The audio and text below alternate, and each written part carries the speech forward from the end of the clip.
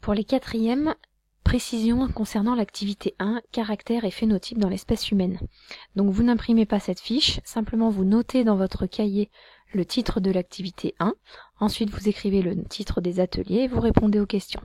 Pour faire cette activité, vous avez besoin de votre livre à la page 120 et 121.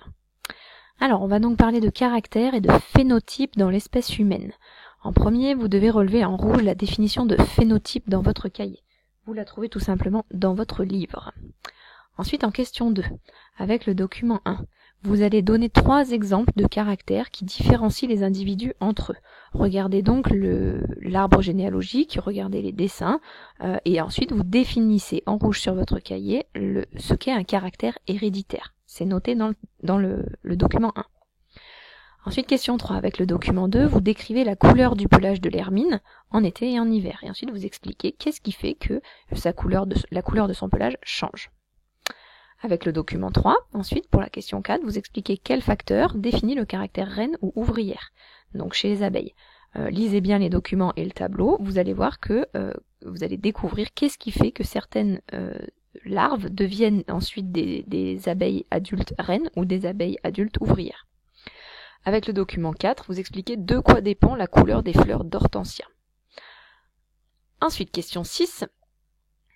Vous recopiez la carte mentale ci-dessous qui résume ce que vous avez fait dans les questions précédentes, c'est-à-dire les différents facteurs qui déterminent le phénotype d'un individu d'une espèce. Le phénotype, c'est donc l'ensemble des caractères qu'on peut observer chez un individu. Dans la question 7, je vous demande de recopier et de compléter le tableau. Bien sûr, vous ne recopiez que les titres des 2 colonnes avec le titre du tableau. L'idée, c'est de retrouver, avec vos connaissances et vos observations et le doc 1, page 120, quels sont les caractères qui sont partagés par tous les individus d'une espèce. Qu'est-ce qui fait que tel individu peut être dans notre espèce Homo sapiens et pas dans une autre espèce. Ensuite, ici, vous mettez les caractères qui sont propres à chaque individu, c'est-à-dire nos variations individuelles à chacun. Qu'est-ce qui fait que tous nos caractères font qu'on ne confond pas notre frère, notre meilleur ami ou le CPE. Ensuite, atelier 2, l'origine de nos caractères héréditaires. Donc, cette fois, c'est avec le livre page 210, 211 et vos connaissances du chapitre précédent. Vous expliquez simplement pourquoi on dit que souvent on ressemble un peu à papa et un peu à maman. Pour ça, il faut rappeler comment s'est formée une cellule œuf et ce qu'elle devient. Enfin, en conclusion, vous rédigez une petite phrase très simple qui explique d'où viennent les caractères, à nous, êtres humains, à chacun, là, qui constituent notre phénotype. Donc normalement, il y a 2 origines.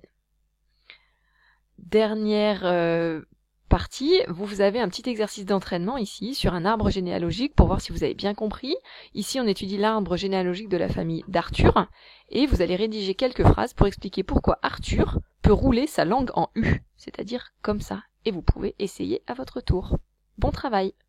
Je vous mets en dessous les documents du livre, au cas où vous n'ayez pas votre livre. Vous faites des pauses quand vous en avez besoin pour utiliser ces documents.